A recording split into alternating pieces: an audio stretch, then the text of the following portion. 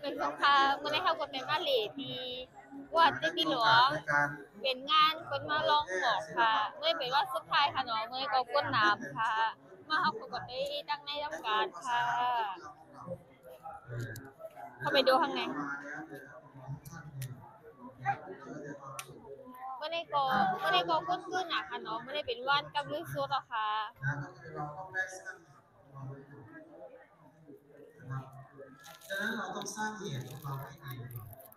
ครับผมวันนี้วันสุดท้ายนะฮะวันสุดท้ายคือวันใส่ขันดอก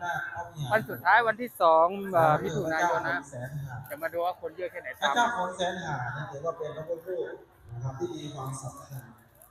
นะครับไม่รู้คนเยอะพระเจ้าของแสนหา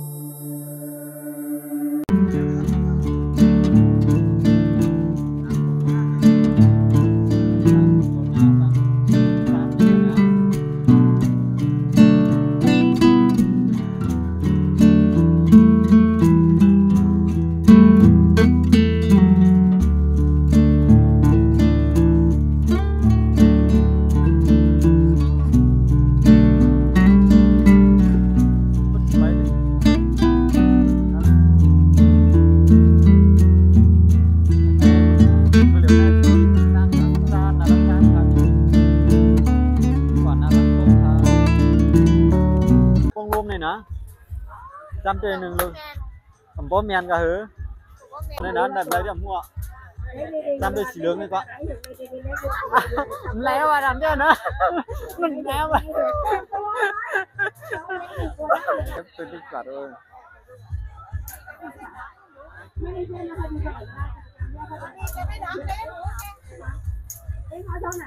ก็ไม่ได้ทำบ้าน ง่ายโย่อะไรมือเมียนี่เลยนะอ้าวเนื้อโอ้นี่ได้เอาเจ้เฮ้ย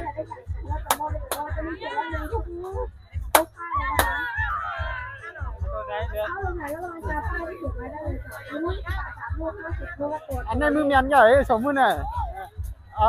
ไอ้เจ้เฮ้ยน่ารักดีเลยอะไรเอาให้ดูนะไอ้ดิสิ52 50เอาไหม เดี๋ยวทำมันตั้งโจทย์ครับก็คุ้มฝันมีตั้งโจทย์ครับเป็นยัดท่าครับนั่นคือของนิเทศนะ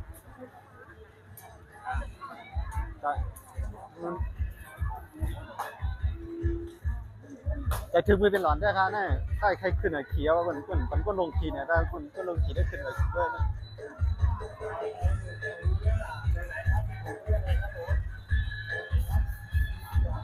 จิ้มดิเอาสุดๆอย่างนี้แหละทำไหนได้อ่ะนะอันนี้อันนั้นอร่อยไปเราซื้อของกันค่ะ ร้านไส้ย่างร้านร้านหาย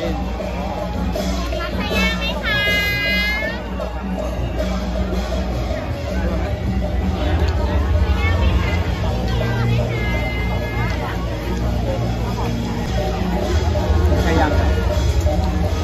ลงรีวิวเลย ขายอาหารน่ะตั้งกินค่ะนะมันน้ำว่าค่ะอาหารเยอะแยะมากมายเลย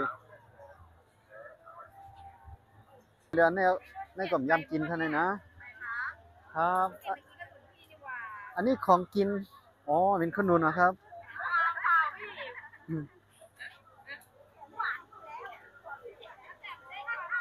อันนี้ปลาหมึกตั้งกินน้ำแต่ค่ะนะของกินเยอะแยะมากมายเลยนี่เป็นหมักกอค่ะนี่กอมึงเจ็บปัน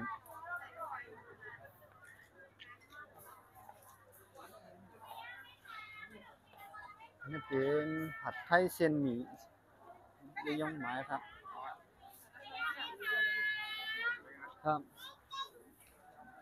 ทั้งกินน้ำได้ค่ะคุณก่อนน้ำเต้ค่ะมื้อนี้กันนะเพื่อโ